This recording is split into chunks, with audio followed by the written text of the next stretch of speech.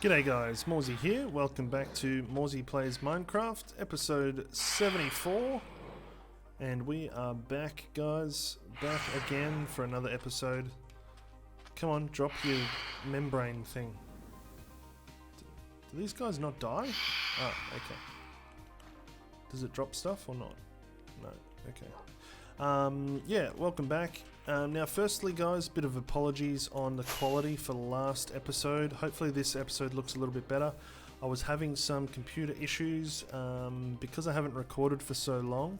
My CPU was actually overheating when it was trying to render, so I had to actually really drop the quality of last video to get it to actually work. I've since replaced the fan on my CPU and now it's running much cooler, and you should hopefully see a bit of a quality improvement on the video itself. So thanks for that. But yeah, here is the first thing I want to show you is the work that I've done on the water removal system. Now I have not tested this at all, so I'm hoping it works okay. But basically what I needed all the honey for last episode was honey strips, and then we've got slime blocks in between, and they're attached to this row of just regular blocks with an observer and 2 sticky pistons. The idea is we would trigger the top one, and the top one would push the whole thing down, and when it gets pushed down the observer will trigger this one, which pulls the top piston down again, and it'll reset. So it's not an automatic system.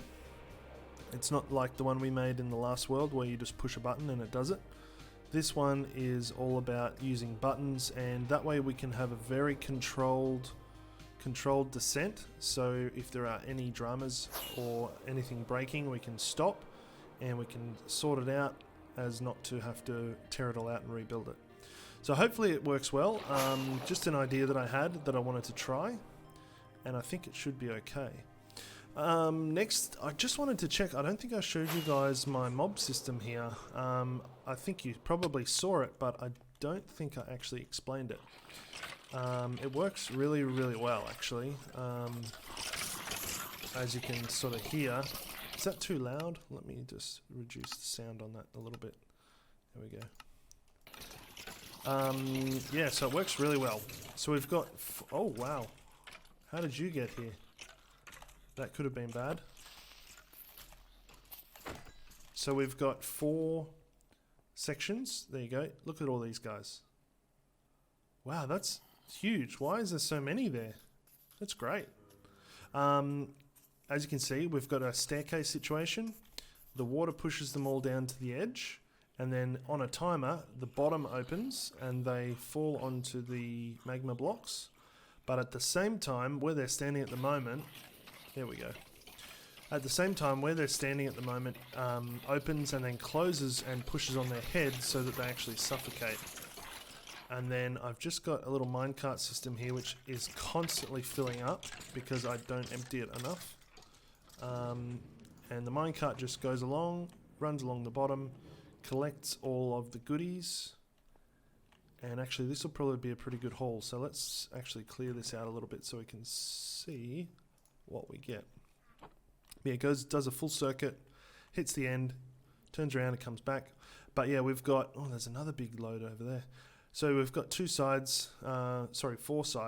2 of them operate at once and the other 2 operate at the other time. So it sort of always has somewhere for the mobs to spawn. And that's really all it is. Let's see how we go with this. Let's check this out. So this goes up and it goes across the 2 hoppers, and that allows it to empty quicker. Then when it's empty, this slime block kicks it back over onto the rail line, and it goes back and does it all again. But we're probably... yeah, awesome. That's a good load. You can see it also works on Enderman and also on witches. Where's the witch? Yeah, there's a witch in here somewhere. So the witches actually take a lot longer to kill, and I had to set up the timing up the top so that it was just long enough for the witches to die. As you can see, here he is. They're drinking the fire resistance potion to prevent damage from the magma, and so then when the block gets pushed into their head, that damages them. Now they don't always die straight away. As you can see, he's still alive in there, so he'll get got next time, because it definitely does kill him.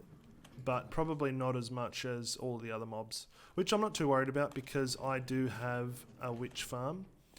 And at the moment I've got really no use for all of these mobs. With the Enderman, actually, here's a good one. The Enderman falls down and yeah, he gets crushed. Hence why you see a few Ender Pearls in the chest. Anyway, let's move along. Honey farm. You guys seem to really like the honey farm, which is great. And I tell you what, it's been working really, really well. I was contemplating expanding the honey farm even further, but I really don't think I need to. So let's take a look in here. It's full. This is stopped because this is full and this is full. It's full and I've already emptied it once already. So these guys are completely full. So as you can see, there's actually still quite a lot of bottles in here. There's one honey bottle sitting in there. There's actually still quite a lot of bottles. So even with the full double chest, that one's kind of low. But even with a full double chest, I don't think bottles will be an issue now. And that was the whole reason behind redesigning this honey farm, is because I was not interested in getting so many bottles to fill it up. So yeah, it's looking pretty good. One other thing I did change is I did change the way that the minecart operates. So now it only goes one way, like I mentioned in the last episode. So it starts by going underneath, and then it pops the bottles at the top, goes around, and then does the same. But then it starts by going underneath again. The reason I did that is because eventually I did have a build-up of honey bottles in here, and it just wasn't emptying them quickly enough. Like I had probably 7 and 8 bottles in here of honey, and so I changed this, and then over time it just got rid of all those. I didn't empty them, it just got rid of them itself, and hence why we have so much here. So I might just empty a few so we can see what happens here. Oh, I missed it. All of these hives are full at the moment too. Like every hive in there was actually full. So when it comes through, it will actually be completely full. Oh, what did it do? Oh, it didn't collect. Okay. So now it collects. There's a few more that it's just done. Makes its way back here. And it should... it's still full here. That's why. Cool. Anyway, heaps of honey. More than enough honey. So yeah, you guys did really like the honey farm, which is awesome. By the way, that's how much we get. So we get 3.5 stacks out of a full double chest. Is it filling up still? It needs to actually get filled up this way, doesn't it? There we go. So probably a little bit more. You guys really like the honey farm. Now, one way I was going to expand it is I don't have to do too much. All you have to do is get some more dispensers and put them on this side of the rail. Build another thing like this. So on this side, you can use the same minecart line here. Then you just have to have another minecart rail going underneath. And then you could actually split these bottles in half and just use half the bottles for this side. So you could actually spread these bottles right out. And I could do another one on this side, so I could essentially triple the size of this thing, but there's really no need. It's generating more than enough honey for me at the moment, so that is awesome. Okay, so another thing I was messing around with was the prism here, and I've put some colors up here because I did a little bit of playing around with putting a white glass pyramid, or starting one at least, just to see how that looked. When I was over standing on the top of this before, it looked like it just needed something on the top, and I think, yeah, this white glass pyramid's going to look pretty cool. From a distance, it's probably going to look... Yeah, it's pretty hard to see, but it kind of looks... I wish I had... I don't have Optifine at the moment, so I can't zoom in, but I think it'll look kind of cool, having the little pyramid on the top. And while I've been doing that, I thought actually I probably want to do some color accents. So what I thought I'd do is actually do a poll, and you guys can tell me what you think. We've got some different colors of concrete here, and I'm wondering what one you guys like. I picked these ones out myself from what I would like to have, but what I'm thinking is now it's not going to go around like it's laid out here. This is just so you can see all the different colors. Probably what I want to do is, let's see if we can land here so I can show you. I'll land on top of the productivity cube here. Probably what I want to do is have a border around the bottom edge here, maybe an accent along the bottom here, probably one across around the top, and maybe, depending on how it looks, I might even do like up along the angle. I could also do like some text or writing down the side. So I don't want to overdo it, but I think maybe a nice coloured accent on here would look kind of cool. So as for the pole, we've got the light blue concrete. We've got the blue concrete. Purple. We've got the orange and we've got the red. In terms of the dyes, I think probably the orange is the only one that I'd have a real issue, not an issue, but a shortage of. I've got heaps of red from the iron farm. I've got a fair stack of blue with lapis, and purple's obviously red and blue. And then the light blue is just lapis and bone meal. So I've got heaps of that. Orange might be a little bit tricky. I might have to get a flower farm set up. But yeah, that's my ideas. So tell me what you think on the poll, and we'll look at doing that. Okay, so next I thought we would try this water removal system, see how it works. I don't know how to put the buttons on yet, so I want to try that out before I get too crazy. So let's try with this one over here in the corner. So what we want to do is we just want to power this one first, and that'll push the whole thing down. So if we try, and I'm hoping it's going to be fairly easy. If we do it on the side here, what happens? Ah, that did work. Okay. So the side seems to work. Interesting. What about this side? No, that side doesn't work. What about this side? Oh, that doesn't work either. Must be the way it was laid out. What about this side? No. And you know what? That's no good. That is no good at all, because that is going to cause some issues. Okay, so you could kind of hear my brain turning over there thinking, oh no, I've made a terrible mistake with all of these pistons, and I've just reset this to show you what's happening here.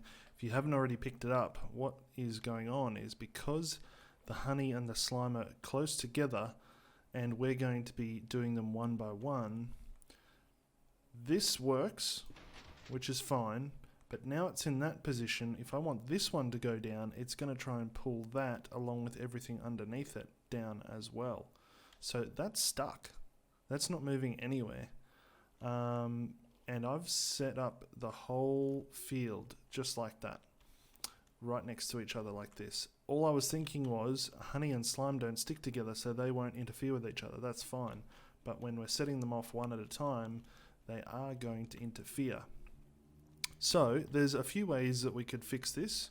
We could tear it all out and start again, which I don't really want to do.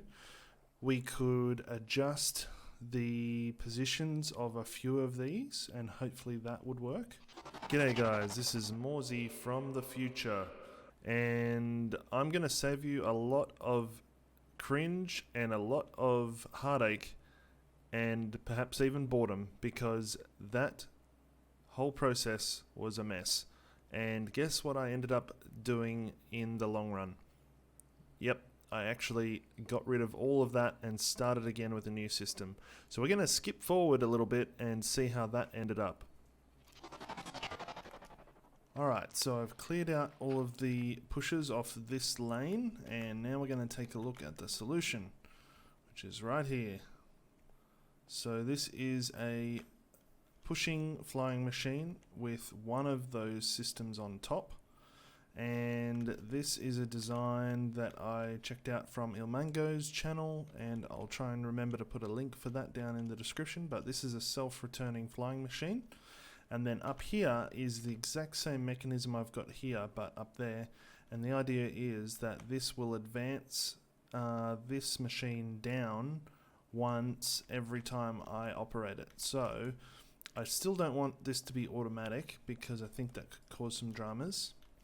But I can at least set this up so I can do the run. When it returns, I can drop it down a level and do it again, and I can have a whole bunch of them for every lane. So I can have, you know what, 1 2 3 4 5 6 7 8 9, probably about 10 of them, and just run them all at once.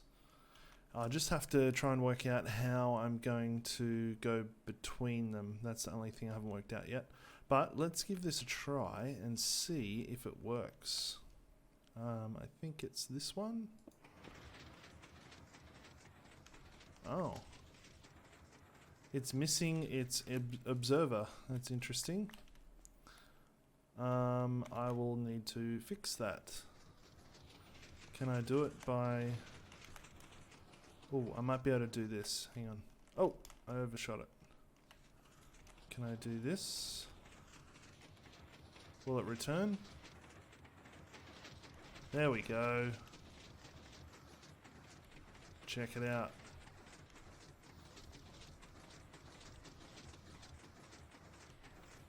How much better is that? That'll take a lot less time to do. And I can increase the size of these honey sections now because I've got extra honey. Okay, so it stopped there, right?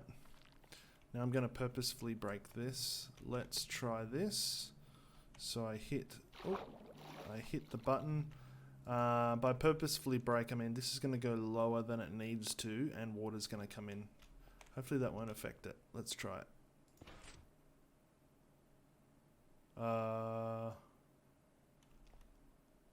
What happened here? It must be too many blocks.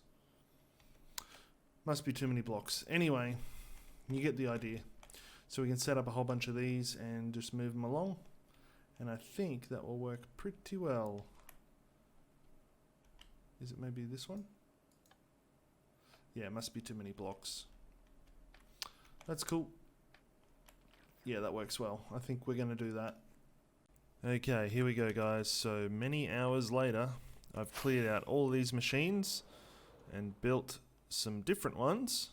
So here are our pusher machines here. How many did we end up with after all that? 1, 2, 3, 4, 5, 6, 7, 8, 9, 10, 11, 12.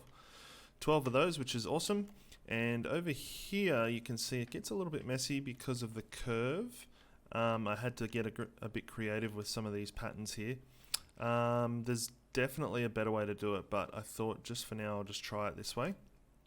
In terms of getting the machines to all fire, I've set up this guy along the top, and that should push them all down in sequence, starting from this first one here. Let's go up and take a look. Oh, it's hard to get off that slime block. Okay, I missed.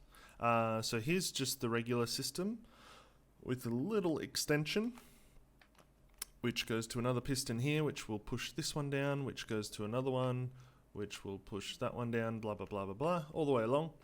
And we should get a cascading effect where all of these pads get pushed down. So this will only work to a point. Hopefully it works at all, but if it does, it will only work to a point because we do have some, let's see if I can see here. We do have some terrain in the way. We've got this beacon in the way, which I'll have to move anyway, but I'll make sure this works before I move it. So we do have some terrain in the way. My thoughts for this is once we hit a level where all of these guys are all at the same sort of level, and some of them start to hit land, what will happen is that automatic machine at the top that sets them all off will no longer work, and the machines themselves will only return back as far as they can go. So as we start to go down this hillside, the machine will start returning here, and here, until it's completely stuck and it can't move. So at some point I'll probably have to come down here and clear out the water the old-fashioned way, but at least it won't be so much. I've just seen these guys over here, so I'm going to clean these up and then we'll do a launch and see what happens. Okay guys, so here we go. We're about to try this machine out. I haven't tested it yet, and I haven't made a backup. Let's just live on the edge. Okay, here we go. Oh yes, it is working. Well, at least I thought it was working. They've all left their pistons behind. And why did that happen? Let me check it out. Okay, so I worked out what happened. At the bottom there's a single piston that pushes everything down. And what happened is when it moved, it got updated, so it extended. And while it was extended, the top part started moving, so it didn't move that piston, so that's why it left them behind and only did the first row here. So all I had to do there was just set them off again. So that means without going into more designing and making it work again, I'm just going to basically go through and set these off manually. It's going to take a little while, but it's still much quicker than before. And then I can use this machine to reset them all to the next height level. So I'll do that now because I've just sent them all on a run and we're ready to try it again. So if I go up to here and hit this, okay, they all reset. So the height levels are all set and all the pistons got left behind. So once these guys return, I'll do them up again and then we'll send them off on their way.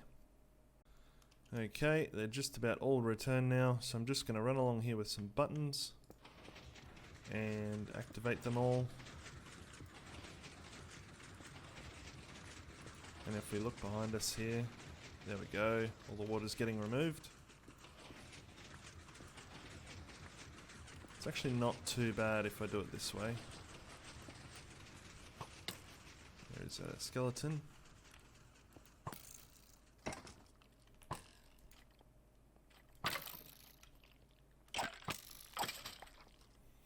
So yeah, just run along with the buttons. And then that should be all good. What is happening? Ah, visual glitch. All the water should be flattened out. And then I just have to get back up there again. I need another way to get up there, I think. Okay guys, as you can see, I have had this running for some time now, and it looks like we've hit our first obstacle. I've got a feeling that underneath here is where I set up to go into the slime farm. Yeah. And so because of that it's stopped, so I need to clear that out. But I think that is going to do us for this episode here, guys. And yeah, all of this water I cleared out in probably half an hour.